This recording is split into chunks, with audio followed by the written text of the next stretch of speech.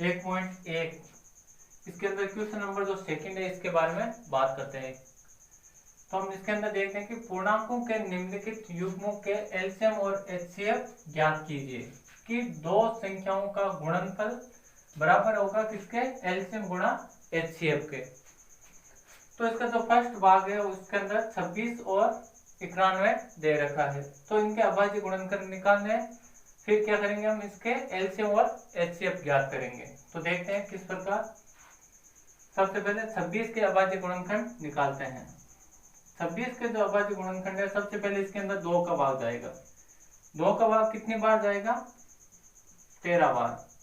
और 13 में किसका जाएगा, 13 का जाएगा कितनी बार, 1। तो 26 के जो अभाज्य गुणनखंड निकल के आ रहे हैं वो 2 गुणा 13। इसी प्रकार हम देखते हैं 91 के। 91 की अगर बात करते हैं तो इसके अंदर सबसे पहले किसका भाग जाएगा, 7 का भाग जाता है। 7 का भाग कितनी बार जाएगा, 13 बार। और फिर 13 का भाग कितनी बार जाएगा, 1 बार। तो 91 के जो अभाज्य गुणनखंड निकल के आ रहे हैं 7 गुणा 13। अब इसके अंदर हम एचसीएफ ज्ञात करते हैं।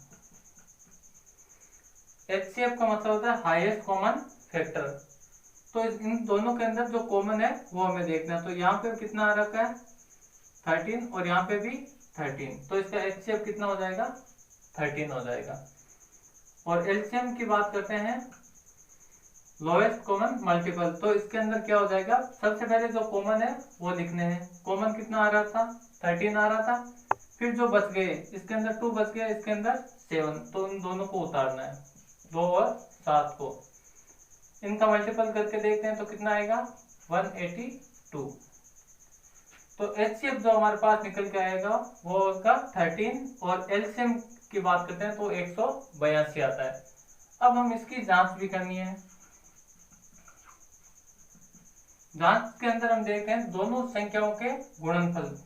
पहली संख्या को n1 मान लेते हैं और दूसरी को n2। तो ये है 26 और इसको n1 माना और इसको n2, जो बराबर किसके हो रहे हैं, एलसीएम गुणा एचसीएफ के। एलसीएम और एचसीएफ के गुणा के बराबर हो रहे हैं। तो यहाँ पे n1 है 26 और यहाँ पे होगा 91। और इसी तरह बात करते हैं, यहाँ पे हो जाएगा 13 और यहाँ पे 182। जब इनका मल्टीप्लाई करके देखते हैं कितना आ रहा है, तो हम बात करते हैं 26 का 91 से गुणा करते हैं तो कितना आ जाएगा, 9 सके कितना होता है, 54, 5 हो जाएगा 18 और 23। तो यहां से हमारे पास जो निकल के आएगा वो आएगा 2366, और यहाँ पे भी सेम ही आएगा दोनों। जब दोनों इक्वल आ जाते हैं तो हमारा एलसीएम और एचसीएफ दोनों सही हो जाते हैं। इस प्रकार आपको इसका मान ज्ञात करना है। सबसे पहले हमें इसके अभाज्य गुणनखंड ज्ञात करने हैं, फिर इसके एचसीएफ और एलसीएम निकालने हैं। एलसीएम और एचसीएफ निकालने के बाद हम इसकी जांच करते हैं, तो इस फॉर्मूले के अंदर रखते हैं। n1 और n2 ये दोनों संख्याएं हैं जो आपको दी गई है क्वेश्चन के अंदर, और बाकी है तो एलसीएम और एचसीएफ का मल्टीप्लाई करना है। इस प्रकार हम इसको ज्ञात कर सकते हैं। अब बात करते हैं इसके सेकंड क्वेश्चन की। सेकंड के अंदर हम देखते हैं 510 और 92। तो सबसे पहले हम 510 के अभाज्य गुणनखंड ज्ञात करते हैं। सबसे पहले इसके अंदर 2 का भाग जाएगा, वो कितने बार जाएगा, 255 बार। 2 के बाद के अंदर हम किसका लगाएंगे, 2 का तो नहीं जा रहा है यहाँ पे, तो किसका लगाएंगे हम, 3 का। 3 का 85 टाइम। फिर इसके अंदर 5 का लगाएंगे तो कितनी बार जाएगा, 17 टाइम, और 17 में 1 बार। इसी प्रकार हम 92 के निकालते हैं। तो सबसे पहले इसके अंदर किसका भाग जा रहा है, 92 के अंदर सबसे पहले 2 का 46 टाइम जाएगा। फिर इसके अंदर 2 का और लगाएंगे तो 23 टाइम, और फिर 23 का 1 टाइम। तो 510 के जो हमारे पास फैक्टर निकल के आ रहे हैं वो 2 गुणा 3 गुणा 5 गुणा 17।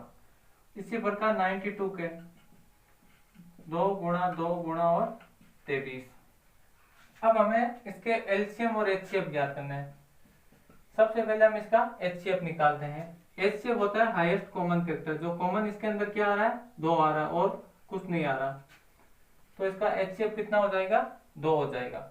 अगर इसके एलसीएम की बात करते हैं, एलसीएम के अंदर सबसे पहले 2 आ जाएगा जो इसके अंदर कॉमन है, और जो शेष रहेंगे वो इसके साथ उतारने हमें। यहाँ से 2 और 23 उतार दिए, और यहाँ से 3 5 और 17, 3 5 और 17।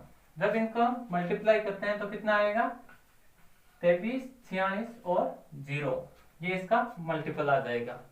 अब हमें इसकी जांच भी करनी है, तो वही फॉर्मूला लगाएंगे जो पहले में लगाया था, n1 इसको मान लेते हैं, इसको n2।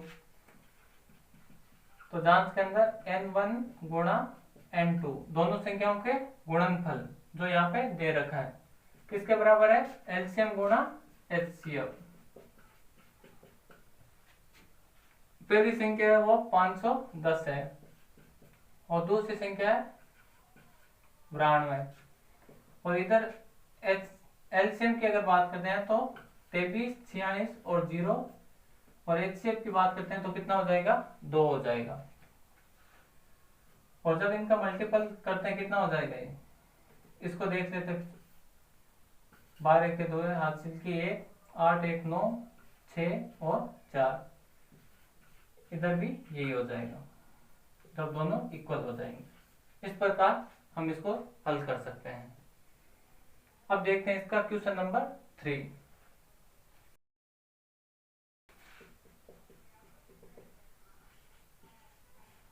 तीन 336 और 54, इनके हमें सबसे पहले अभाज्य गुणनखंड ज्ञात करने हैं 336 के, और फिर 54 के अभाज्य गुणनखंड ज्ञात करने हैं। 336 के अंदर सबसे पहले 2 का भाग जाएगा, कितनी बार जाएगा, यहाँ पे 1 बार जाएगा, 13 हो जाएगा तो कितनी बार जाएगा, 6 टाइम, और यहाँ पे 8 टाइम। फिर 2 का जाएगा, 16 में कितनी बार जाएगा, 8 टाइम, और यहाँ पे 4 टाइम। फिर 2 का 4 और 2, फिर 2 का जाएगा 2 और 1। 21 के अंदर किसका जाता है, 3 का 7 बार, और 7 का 1 बार। ये इसके अभाज्य गुणनखंड हो जाएंगे। इसी प्रकार हम बात करते हैं इसकी, तो यहाँ पे हो जाएगा 27। 54 का आधा कितना होता है, 27 होता है। 27 के अंदर 3 का भाग जाएगा 9 टाइम, और 3 का 3, और 3 का 1। हम देखते हैं कि 336 के जो अभाज्य गुणनखंड निकल के आए वो 2 गुणा 2 गुणा 2 गुणा 2 गुणा 3 गुणा 7। और 54 की अगर बात करते हैं तो 2 गुणा 3 गुणा 3 गुणा 3, ये इसके अभाज्य गुणनखंड निकल के आते हैं। अब हम इसका एचसीएफ ज्ञात करते हैं। एचसीएफ के अंदर हम कॉमन है तो देखते हैं, यहाँ पे 2 कॉमन आ रहा है तो 2 नोट कर लें, और इसके अंदर 3 आ रहा है तो 3 हो जाएगा, और तो कोई कॉमन नहीं आ रहा। अब हम एलसीएम निकालते हैं। एलसीएम के अंदर पहले जो कॉमन आ गए वो उतार दो एक बार, और जो शेष रहेगी यहाँ पे 2 3 बार 2 है, और 1 बार 7 है, और इसके अंदर हम देखते हैं तो 2 बार 3 आया हुआ है। जब इनको मल्टीप्लाई करते हैं तो कितना आएगा, ये 3024 इसका एलसीएम निकल के आ जाएगा। अब इनकी जांच कैसे करेंगे, n1 गुणा n2, n1 और n2 दोनों संख्याओं का गुणनफल बराबर एचसीएफ गुणा एलसीएम। दोनों संख्याएं देखते हैं तो यहाँ पे 336 और 54,